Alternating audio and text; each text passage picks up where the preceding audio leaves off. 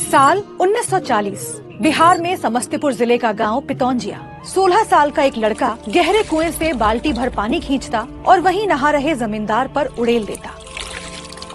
एक के बाद एक कुल 27 बाल्टी पानी खींचने के बाद जमींदार ने लड़के को 2 रुपए दिए। मुट्ठी में ये रुपए लिए लड़का दौड़कर स्कूल पहुंचा और मास्टर साहब से बोला, गुरुजी मेरी फीस जमा कर लीजिए। नाई जाति का ये लड़का 30 साल बाद बिहार का सीएम बना। नाम था कर्पूरी ठाकुर। दैनिक भास्कर की सीरीज मुख्यमंत्री में आज कर्पूरी ठाकुर की कहानी, एक ऐसा जननायक जिसने पहली बार किसी राज्य में पिछड़ों और गरीब सवर्णों के लिए आरक्षण लागू किया।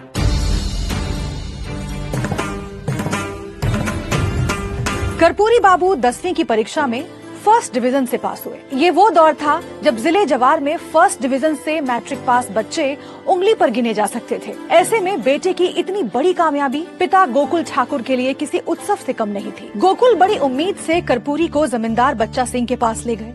सोचा अगर लड़के को सहारा मिल गया तो उसकी जिंदगी बन जाएगी। गोकुल ने हाथ जोड़ते हुए कहा, मालिक हमरो कर्पूरी मैट्रिक पास हो गेलो। जमींदार ने बड़ी बेपरवाही से हामी भरी और टेबल पर पैर रखते हुए कर्पूरी से कहा, अच्छा चलो अब मेरे पैर दबाओ। कर्पूरी चुपचाप पैर दबाने लगे। इस घटना में समाज का क्रूर संदेश छुपा था कि जिस समुदाय से कर्पूरी आते थे, पढ़ाई लिखाई भी उसकी किस्मत नहीं बदल सकती थी।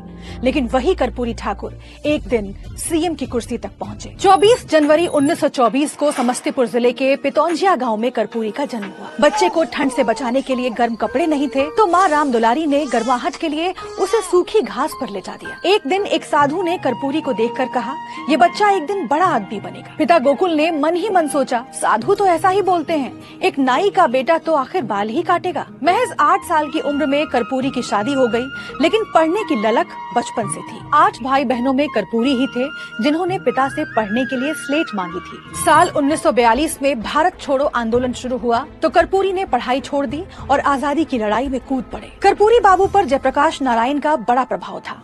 आगे चलकर उन्होंने सोशलिस्ट पार्टी ज्वाइन कर ली। साल 1952 में कर्पूरी ने ताजपुर विधानसभा सीट से पहली बार चुनाव लड़ा और जीत गए। वे आगे भी कभी चुनाव नहीं हारे। फिर आया साल 1970। कांग्रेस आर के दारोगा प्रसाद राय के इस्तीफे के बाद नई सरकार बनाने की कवायद शुरू हो गई। उस वक्त संयुक्त सोशलिस्ट पार्टी के नेता रामानंद तिवारी थे, लेकिन ज्यादातर विधायक कर्पूरी को सीएम बनाना चाहते थे। इस तरह 22 दिसंबर 1970 को कर्पूरी ठाकुर बिहार के 11वें मुख्यमंत्री बन गए। हालांकि गठबंधन में भारी असंतोष के कारण सरकार गिर गई। इसके बाद इमरजेंसी के दौरान कांग्रेस ओ, जनसंघ, भारतीय लोक दल समेत कई छोटी पार्टियों ने मिलकर जनता पार्टी बनाई। चंद्रशेखर को पूरा वीडियो देखने के लिए डाउनलोड करें दैनिक भास्कर ऐप।